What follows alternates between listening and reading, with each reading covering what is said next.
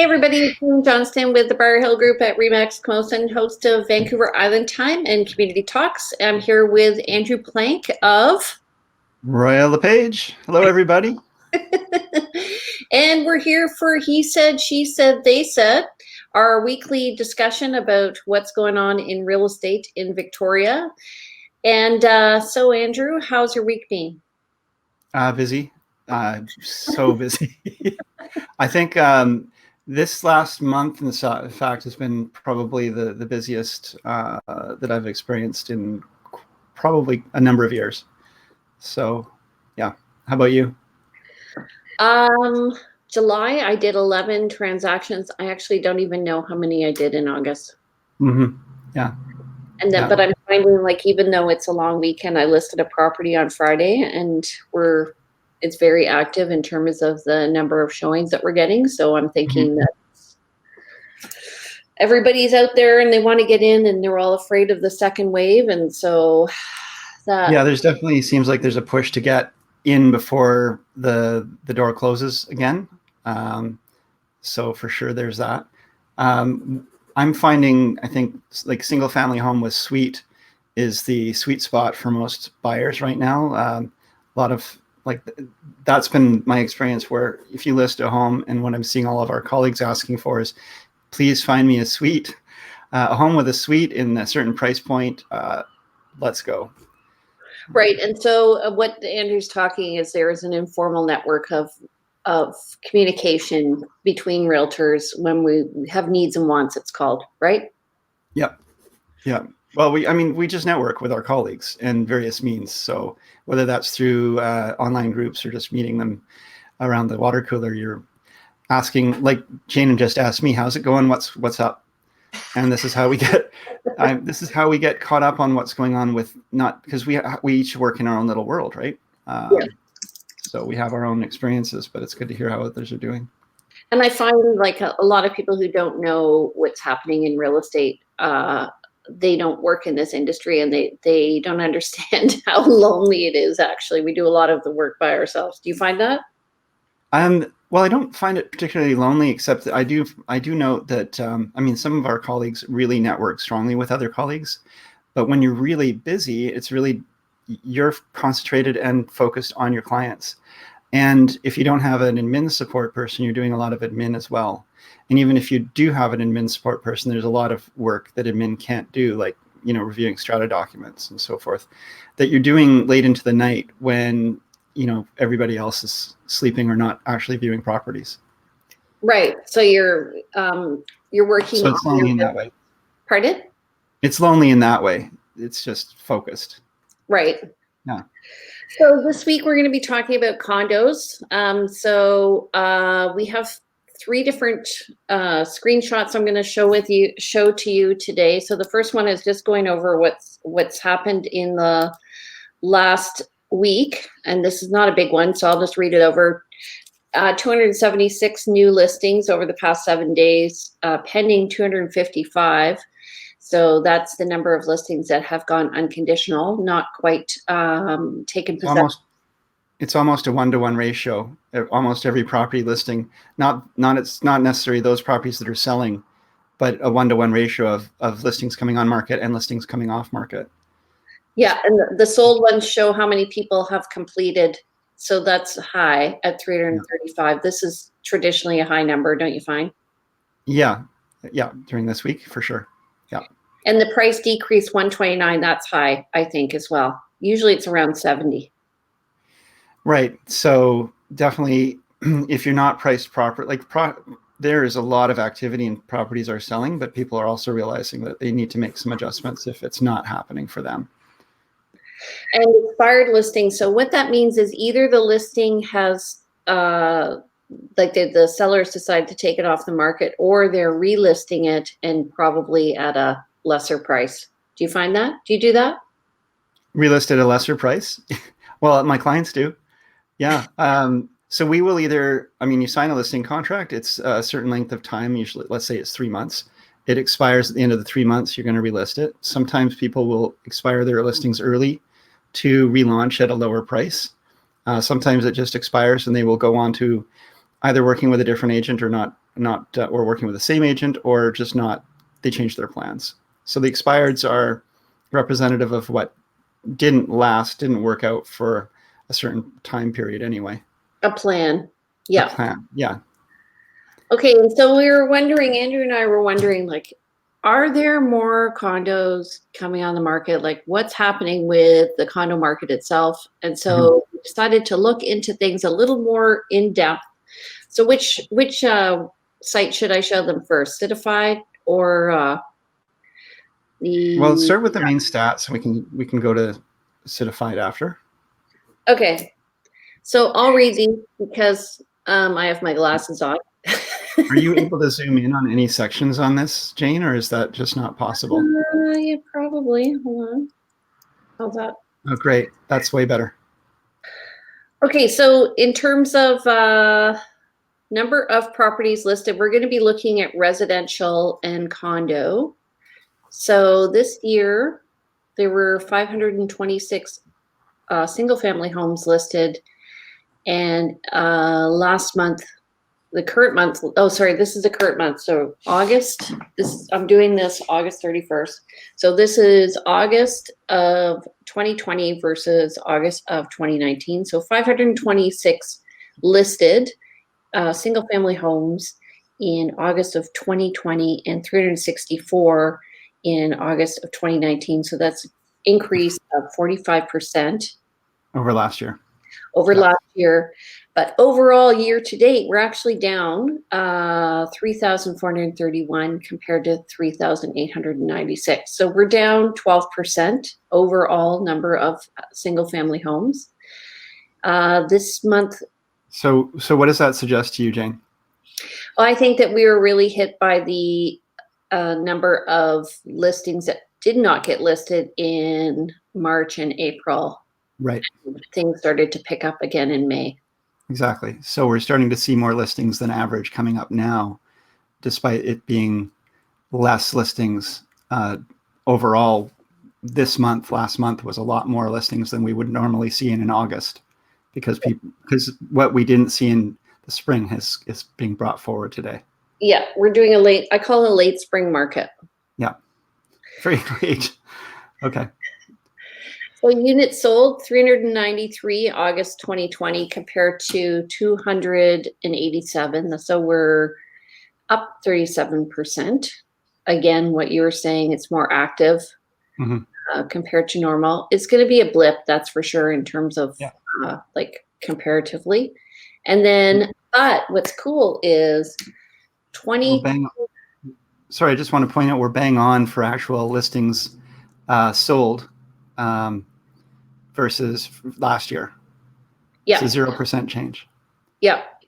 Yeah. So 2,208 sold to date this year compared to 2,201 last year, all year. Yeah. And then the list to sale ratio is 75% this year compared to 79% last year. So that's interesting to me. So list to sale, because there's more units listed, that's why. Right. This year. Dollar volume. What do you think? Well, the dollar volume is 375 million in 2020 compared to 243 million last year, and the average house price went up nearly $100,000. Yeah. Yeah. So awesome. when you're looking at that, though, you have to think, if there's really high-end listings, they affect average price. It'd be interesting to look at median price. Yeah, we've been seeing a lot of, I've been observing a lot of high-end properties listing, and that's always interesting. You get to see some really beautiful properties list, but I've also been seeing them sell, which is not as common. They often sit for up to a year or two if they're a really high-end property. Yeah. And there seems like there's definitely a lot of high-end properties been selling lately. And we can see. Call us about your high-end property that you want to sell. It's a good time. So 900 to date this year, 903,000 was the average house price compared to 822,000 last year. And so we were postulating last week, that's a big word, that I like it.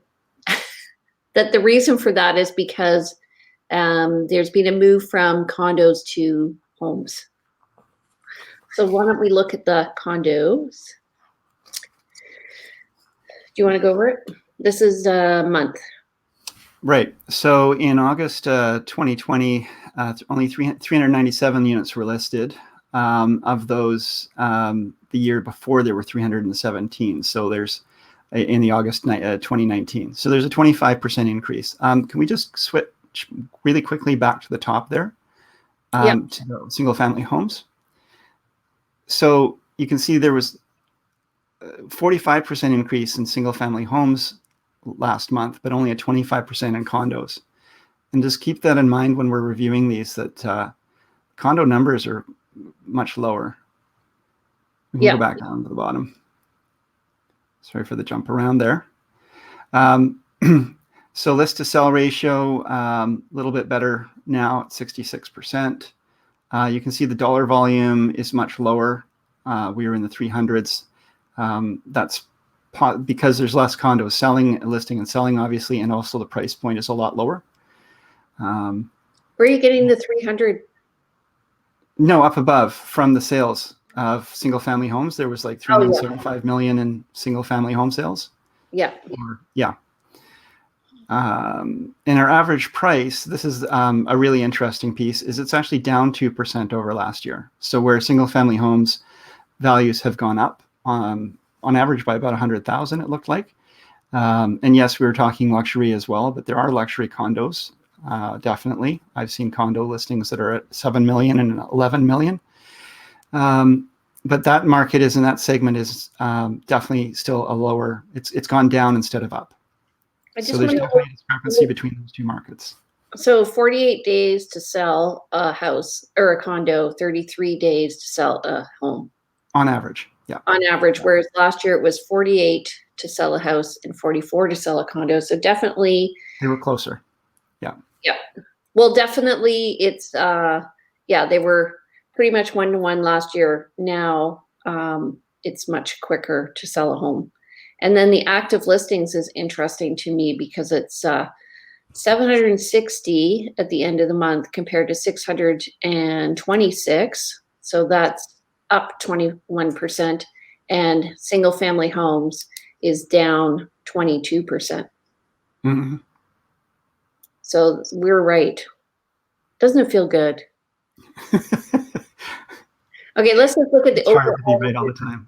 So overall year is 2710 for this year compared to 2518 for last year. Hey, Jane. Sorry to interrupt, but I think for future it would be great. We should try to mark these up because I'm having a hard time even following these numbers as we jump around. So anybody listening can hear what we're saying, but if you're trying to visually watch this, you don't have a way on this system to have a highlighter tool or anything? Oh, I'm sure I could figure it out. Okay, we'll figure that out for next week. Sorry, everyone. It's okay. So units sold, though, we're down 1362 year to date compared to 1517. So we're down 10%. You know what I'll do is I'll just create a little my own form next week. Yeah, we can do a slideshow. Yeah. Okay, so and then what have we got here? This is that average pricing again? Units sold. Average pricing is this year is 480 compared to 468. Right. Year to date, so it's still up. Right. That makes sense to me, actually. I've been finding that I found the condo market in the spring went down, and there were a couple people, I would call them sharks, who were going after condos, wanting to have get a deal. Right. Yeah. I've actually noticed a bump in the activity on my own condo listings, and this is just anecdotal. It's not following the stats necessarily, but my own condo listings were languishing for some time, and then very recently they've received much more attention, and the condos seem to be gathering some steam now. And that kind of makes sense to me because, and Jane, you can maybe speak to this as well, but I find that as one segment of the market goes up higher than another, it does tend to pull the other one, drag it along behind. There's kind of like a bungee effect, where as the gap widens, even if there's less demand for condos at this time, once the gap widens enough, condos just look that much more attractive. Do you find that? We should, yes. We should talk about doing market analysis next week. Like a CMA? Yeah, and just like how we process. price homes, and I'd be interested to see what you do. But I find for me, it's I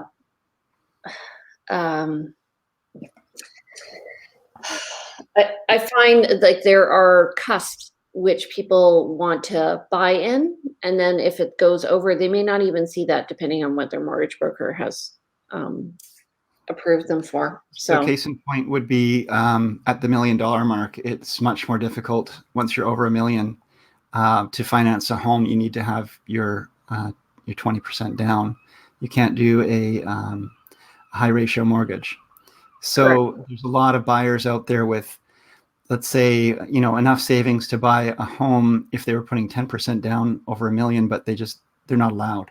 So they can buy a home easily up to 1 million qualified, but because they don't have that extra money, they can't go further. So that's what puts a lot of heat on this under 1 million mark right now, and is what is probably keeping the market in some ways under the 1 million for many homes. But the gap is widening, and it's becoming, there's a lot of pressure at that point.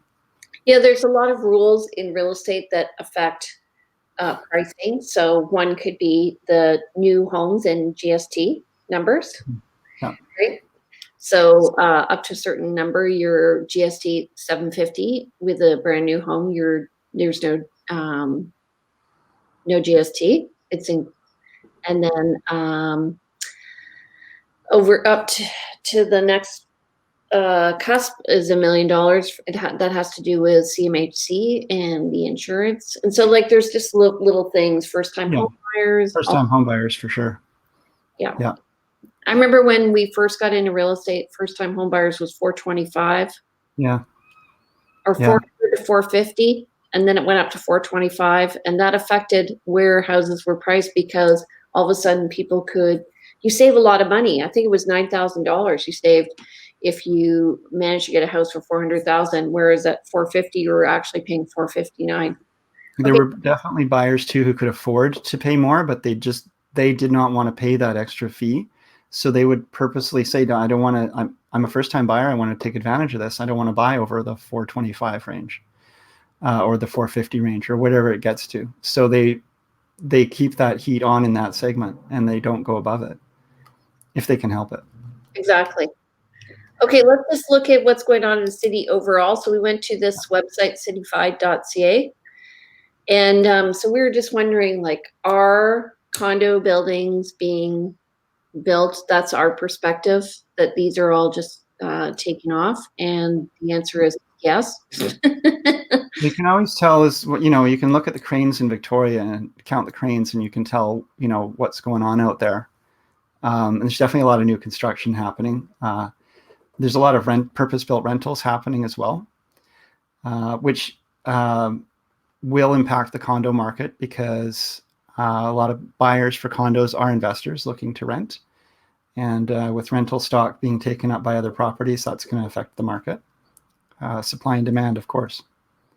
Right. So there's 356 projects being proposed, approved, or under construction, being tracked by this website. 416 condo units are under construction in downtown Victoria. Those aren't necessarily rentals. I think the majority of rental units actually they don't have stats here really for West Shore, but I think the majority of rental units are coming up on the West Shore. So, yep. And I think that has to do with the price of land and return on investment. So 702 rental units are under construction in downtown Victoria. Right.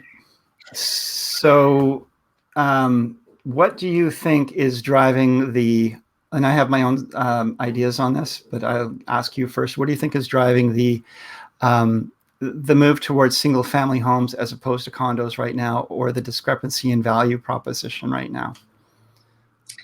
I think that because of COVID, a lot of people don't want to share space with other people. If they don't have to get in an elevator, they don't want to. Mm-hmm. There are people who are investors in condos who Mm-hmm. are felt very vulnerable, probably for the first time that I Mm-hmm. real estate, where there wasn't an advantage with the rules because of no evictions, and that doesn't mean you didn't have to pay your rent, by the way, but Right. also with the rental supplements, those affected people with. I know as a homeowner who has rental units, I felt vulnerable myself. So a lot of people just decided to get rid of them. And then there are also people who, because they have a secondary residence in Victoria, and if it was vacant, they'd be paying a vacancy tax this year. Yeah, What there's about that too. what do you think? Well, yeah, I mean, again, there's all of the purpose-built rentals being built, as I mentioned already. There's been a lot of stuff in the news recently about insurance rates potentially going up for condos. It's getting harder to insure a condo. Towers are actually where I've really usually pushed people from a wood frame construction to a steel and concrete construction. Those are probably the taller towers are where you're going to see the rates going up higher, because when you have a flood on the top floor, it trickles down through all the different floors. All that laminate flooring or hardwood flooring needs replacing, and you're talking, huge amounts of money. And the insurers are starting to realize that and recognize the costs. So we're seeing fear around raising insurance rates or unavailability of insurance. We're seeing changes in Airbnb rules in the last few years downtown, plus the fact that there's nobody in town in terms of tourists. Go ahead. Well, also, the condo rules supersede what the zoning is. So some buildings that were previously zoned transient accommodation, which was less than 30-day rentals, Yeah. for Airbnb are no longer allowing. Right. So there could be, yeah, it goes the other way too. So there could be zoning that allows, we're going down a bit of a side rule, but this is actually an opportunity for some people, which is a little unrecognized, I think. But with the city changed the rules around zoning, they've de-zoned the short-term rentals, but they're grandfathered if they still continue to use them. So if a strata decides they're not going to allow short-term rentals and there's no short-term rentals happening for 6 months, then that building is no longer going to be allowed. So the number of buildings that allow short-term rentals is dwindling, but those that do are better and better investments for someone who does when we see a comeback after COVID. I find that one interesting. But what people realize is, hold on, I need to scratch my head. Yeah, we're both doing it. We're monkeys. What people need to realize is that there is GST on the sale of your condo. If you were making $15,000 over 2 quarters or $30,000 a year, and so that when you go to sell, you need to eat that GST, because the buyer does not want that unfriendly GST tacked on the price of 5%. Surprise. I found that when people are selling Airbnb condo to another buyer for an Airbnb condo, they just put it through the business or eat it in that way. Yeah. But you're right. If you're buying it for your own purposes, you've got to watch that. And so we agents are tricky, and we put clauses into our buyers' contracts that say the seller is responsible for the GST if we can help it, if applicable. And so this also happens with homes. So people need to be very careful. Yes. So you are allowed to have an Airbnb in Victoria if you have a license, and B, it is your primary residence. You can have a secondary accommodation down below. But when you go to sell, just understand that if you are going over those thresholds, your portion of the house that is being used for commercial which is the Airbnb, will be GST applicable. Yeah, and that's the point is it's not just Airbnb, and Jane touched on that, but if it's any commercial use, then the GST could be applicable for that portion. So if you're running a business out of your home, for example. Other reasons, I think, for the discrepancy right now, of course, COVID, people have been staring at their walls in their small little condos. I think food security, having the ability to have a little extra space, a little bit of yard is really attractive to people. So we're seeing more people consider selling their condos and upsizing, or just getting out of the city itself. Having been lived through the lockdown in downtown Victoria, I can say there were times where it did feel really scary trying to go to the grocery store, and in the initial days where there was a lot of unknowns. Just how you really did start to think it wouldn't be nice to be away from all this. Schools, the unknowns around schools and the university, a lot more online learning. So the investment properties, or the properties where people have bought for their students going to school in the areas around the university, again, not needing them so much right now. So those would be my points around this. Is maybe why we're seeing at this point in time condos not quite getting the same attention. I do feel like it's going to make a comeback, though. I do. So it's a good time to buy a condo, actually. Then it's not a hot market. So, and you're more likely to get a deal now than you will next fall or spring, I think, when the market picks up. And generally, markets like condos do have a seasonality around them that's different than homes. Homing. So in the spring, I always tell people, specifically in Saanich East or anybody on a bus route to UVic, best time to sell is in April or May, or in August, September, because you have a lot of parents who are looking for their kids who are going to university. And I find the listings just pop at that time. Yeah, there's certain seasons for certain types of homes. Homes in Esquimalt posting season is good, for when the folks from the or West Shore. Where it's a little more affordable. Absolutely. Yeah.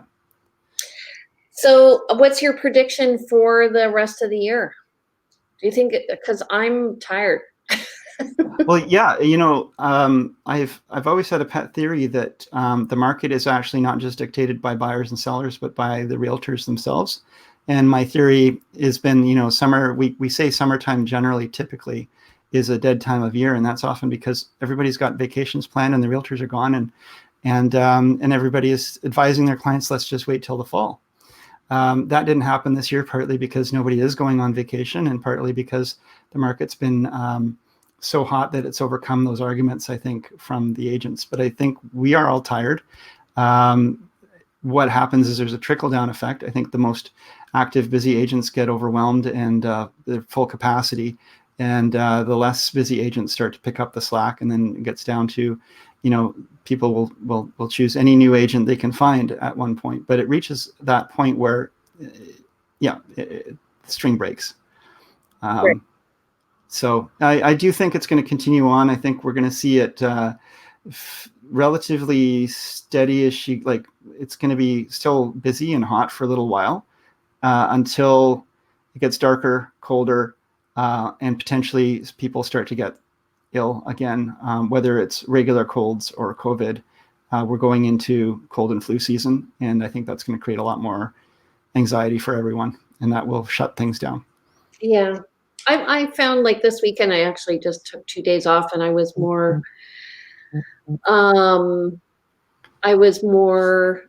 relaxed after those 2 days, just being able to get away and just refresh. So we're not doing the 2-week holiday. We're doing more the quick getaway, 2 days, come back.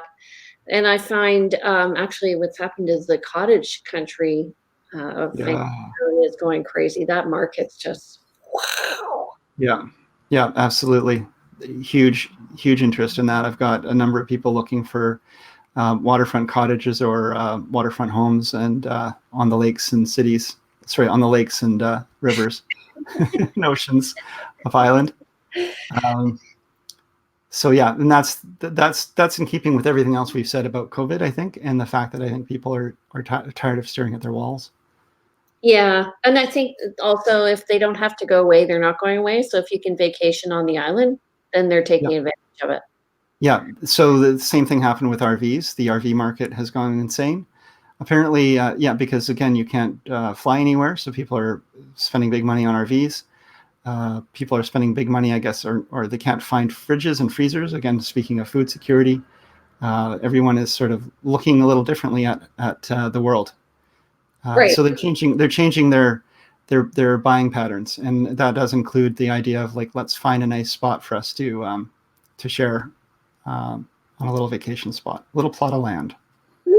And so I was saying to somebody, some of the islands are a bit scared because people are vacationing on their islands, so they're bringing illness with them. So I was thinking, if I lived on, like, I think Pender Island was a bit afraid because they were COVID free. Mm-hmm. Or you put a sign up, the whole island is in quarantine, so that nobody shows up. And you just kind of relax. My daughter keeps suggesting, why don't we just quarantine Vancouver Island? Why don't we just quarantine Vancouver Island? So, yeah, I mean, I know in Western Australia they did that. They quarantined the whole state. yeah, I have a friend who lives there, and I think they've had their first outbreak in months. right, They were yeah, having events with 30,000 people and living life all normally. And like, I've been watching her post, and I was saying, like, you're doing regattas, you're doing, soccer games, and she's like, we've been COVID free. So what happens is anybody who comes in is mandated to quarantine for 2 weeks before they're right, allowed to go. yeah, yeah. Well, then that works. I mean, I was thinking it wouldn't, like, you have to have people driving trucks in with food and supplies to the island. We can't completely isolate. And there's people with family who come here, and there's if someone is sick or dying, either here or elsewhere, and family wants to come visit or go visit, it's, I guess it's the risk versus reward you got to consider. I don't personally agree with quarantining, but I love the idea of being COVID free and having everybody able to gather again. Yeah. So I think we're just going to have to learn to live with it over the next years. Do you carry sanitizer with you when you're showing properties? Yeah, sanitizer, gloves, masks. Been buying a few different masks because I need to have extras for clients if they don't show up with one. So absolutely. And this is a requirement of the board and sellers, and actually our company, my company. And also, it's just best practices from the province as well, right? So, I mean, I'm not following all. I'm not reading up on all of the exact best practices, other than I try doing my best to follow all the protocols that we are coming up with. But I can't say I'm up on top of everything that Bonnie Henry has told us.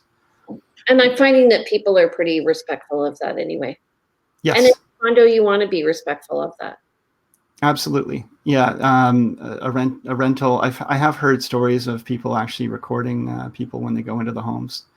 And we all have, heard of the nanny cams and those things. So when an agent is showing a home, if they're walking through and they're not gloved up and they're not wearing a mask and their clients are all touching everything, it's pretty disturbing. And we're trying to control that and keep everybody safe. So it's good to have those, and it's good to realize that, there's a reason that we need to do this. So, yeah. Yeah. Okay. So, yes. We're going to meet next week. Let's talk about pricing your property to sell.